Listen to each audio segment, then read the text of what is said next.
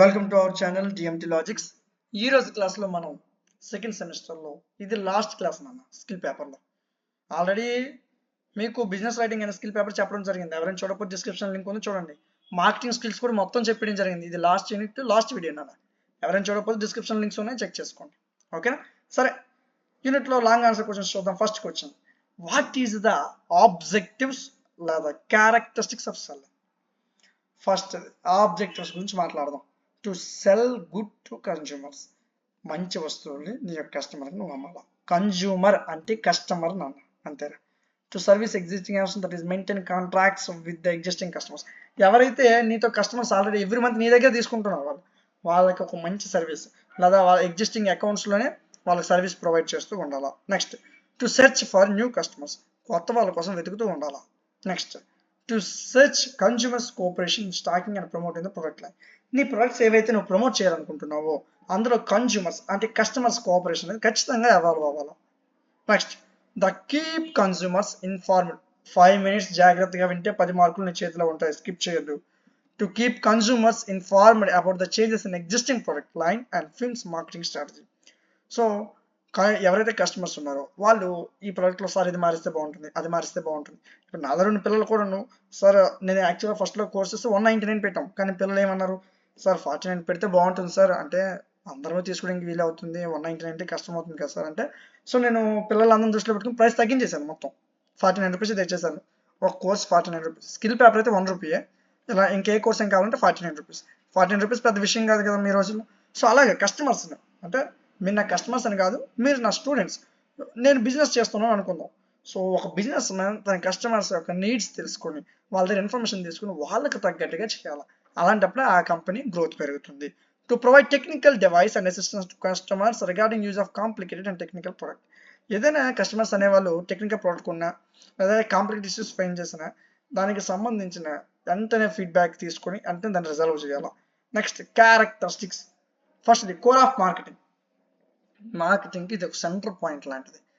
అసలు ఏ type of people నీకు కావాలా, నువ్వు ఏ ప్రోడక్ట్ నమ్ముతున్నావు, ఇది ఫస్ట్ పాయింట్. రెండోది, బేసిస్ ఆఫ్ ఎక్స్చేంజ్.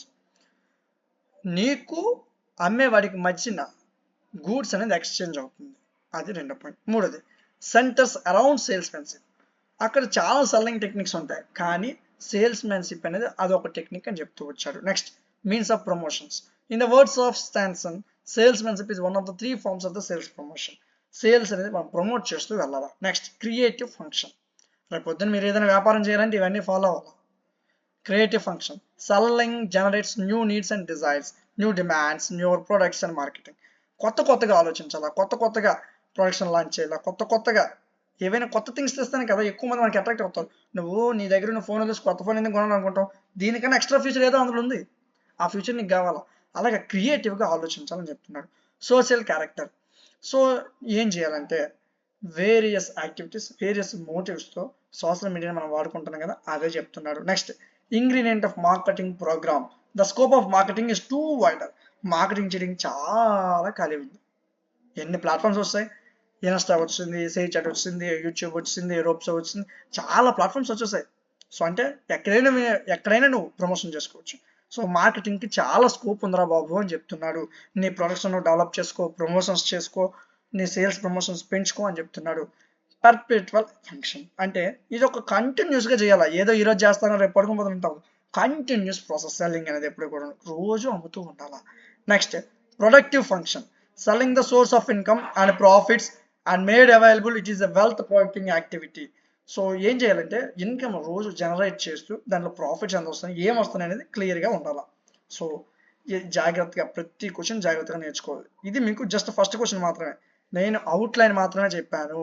నేను చెప్పిన దానికి అనుగుణంగా పీడిఎఫ్ చదువుతూ ఓన్ నాలెడ్జ్తో ఎగ్జామినేషన్ అనేది రాయాలి. ఓకేనా? సరే, నెక్స్ట్ క్వశ్చన్ చూద్దాం. రెండో question, explain the selling process. ఎలా అమ్మాలి, అసలు నువ్వు ఏదైనా ఒక ప్రోడక్ట్ని తీసుకుంటున్నావు దాన్ని ఎలా అమ్మాలి అనేది వాడు కొన్ని ప్రాసెస్ చెప్పాడు. ఈ పిక్చర్ మాత్రం ఖచ్చితంగా ఎగ్జామినేషన్లో రాయాలి. దీనికి సంబంధించిన ప్రాసెస్ కింద మీకు చూపిస్తాను, జాగ్రత్తగా చూడండి. అంటే ఇక్కడున్న పాయింట్స్ని ఇక్కడ డిస్కస్ చేసాం. First, prospecting. A sales man has to prepare himself first. First ఏం చేయాలంటే ఏటి అమ్మాలనుకుంటారో నువ్వు ఫస్ట్ ప్రిపేర్ అవ్వాలి. ఖచ్చితంగా అతను అప్డేట్ అయ్యి ఉండాలి నాలెడ్జ్కి.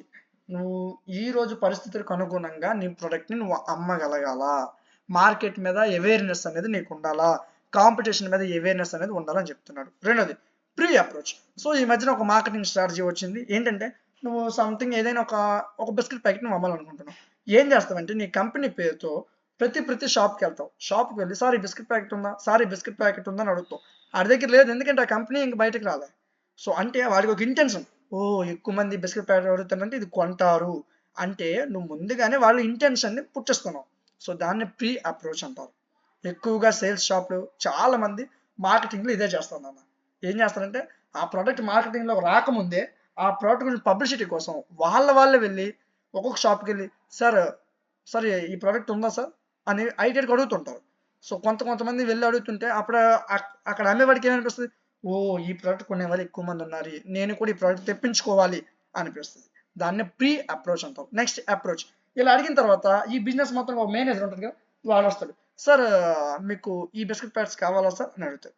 అంటే ఆ ఇంటెన్షన్ పుట్టించింది ఆ కంపెనీ వాడే, అమ్ముతున్నవాడు ఆ కంపెనీ వాడే. దాన్ని అప్రోచ్ అంటారు.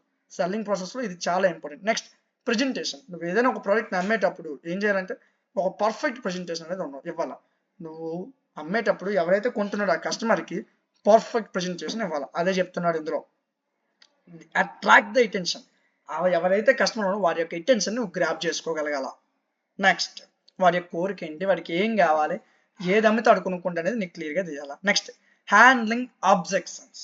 ఏవైనా సార్ దీని యొక్క ప్రైస్ ఎంత ఉంటే సరిపోదు సార్, ఒక 2 రూపీస్ తగ్గితే మాకు లాభం ఎక్కువ వస్తుంది సార్, ఇలాంటి అబ్జెక్షన్స్ చెప్తూ ఉంటారు. సార్ ఇలా కాదు సార్, ఇలాగ ఎక్కువ ప్యాకెట్స్ ఇస్తే బాగుంటుంది సార్ అంటే అందులో వాళ్ళ లాభం కోసం ఆలోచిస్తారు. ఇప్పుడు నేను ఒక కంపెనీ స్థాపించాను, నేను ఒక షాప్కి వెళ్ళి అమ్మాలా, ఆ షాప్ వాడికి కూడా లాభం ఉంటేనే కదా నా ప్రోడక్ట్ వాడు కొంటాడు, వాడు అప్పుడు అమ్ముకుంటాడు. సో అంటే సార్ నాకు ఇంత వస్తే సరిపోతుంది సార్, నాకు ఇంత మార్జిన్ ఇవ్వండి సార్.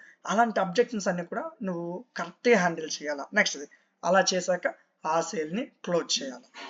సో అయిపోయిన తర్వాత ఇదే క్లైమాక్స్ పార్ట్. ఇంతవరకు చెప్తావు, సేల్ క్లోజింగ్ చేసిన సార్ రేపు చూద్దాం అంటే వెళ్ళిపోతావు, రేపు చూద్దాం అంటే వెళ్ళిపోకూడదు, ఈ రోజే ఆ సేల్ని క్లోజ్ చేయాలా. Next follow up. సరే అయిపోయింది, వాడు సేల్ కొనేసాడు, తర్వాత నీకు అనవసరమా? ఉండాలి. ఒక షాప్ వాడు నీ దగ్గర ప్రోడక్ట్ తీసుకోండి అంటే తర్వాత ప్రోడక్ట్ కూడా నీ దగ్గర కొన్నట్టు ఉండాలంటే నువ్వు ఫాలో అప్ అవ్వాలి. సార్ బాగున్నారా సార్, సార్ ఏం చేస్తున్నారు సార్, సార్ మీకు ఏదైనా మనకు కొత్త ప్రోడక్ట్ వచ్చింది సార్, మీకు ఏమైనా కావాలా సార్ అంటే ఫాలో అప్ యాక్షన్ అనేది ఖచ్చితంగా ఉండాలి. మళ్ళీ ఆల్రెడీ ఫీడ్బ్యాక్ తీసుకోవాలి. సార్ ఈ ప్రోడక్ట్ మీకు ఎలాగ అనిపించింది సార్, ఇందులో ఏమైనా చేంజెస్ ఉన్నాయి సార్, ఇలాంటి ఫీడ్బ్యాక్ అనేది తీసుకోవాలా అని చెప్తూ వచ్చాడు. అంతేనా? సో వాళ్ళ దగ్గర కస్టమర్స్ నుంచి ఇన్ఫర్మేషన్ తీసుకొని ఆ ప్రాబ్లమ్స్ సార్ట్ అవుట్ చేయాలి. 8 minutesలో ఈజీగా నేర్చేస్తాను. సింపుల్ జనరల్ అవుట్ ఐడియా నేను ఇచ్చాను. ఈజీగా ఒక్కసారి చదువు, మొత్తం చదువు ఒకసారి పీడిఎఫ్ మొత్తాన్ని. పీడిఎఫ్ మన యాప్లో అవైలబుల్గా ఉంది. App name DMT logics play స్టోర్లో ఉంటుంది, డౌన్లోడ్ చేయండి. యాప్ ఓపెన్ చేయండి, రిజిస్టర్ అవ్వమంటుంది. మీ నెంబరు, మీ పేరు, మెయిల్ ఇచ్చి రిజిస్టర్ అయిపోండి. సెమిస్టర్స్ కనిపిస్తాయి, నీకు ఏ సెమ్ కావాలో ఆ కోర్స్ తీసుకో. స్కిల్ పేపర్స్ అయితే జస్ట్ 1 రూపీ ఉంటుంది, 1 రూపీ పే చేయి. పీడిఎఫ్ ఉంటుంది, వీడియో క్లాసులు ఉంటాయి, అక్కడి నుంచి వినుకో. ఓకేనా? సో ఇంతవరకు చూసామంటే ఖచ్చితంగా వీడియో నచ్చే ఉంటుంది, లైక్ చేయండి. అదేవిధంగా ఎలాంటి మరిన్ని వీడియోస్ మిస్ అవ్వకుండా ఉండడం కోసం ఖచ్చితంగా సబ్స్క్రైబ్ చేసుకోండి. Thank you.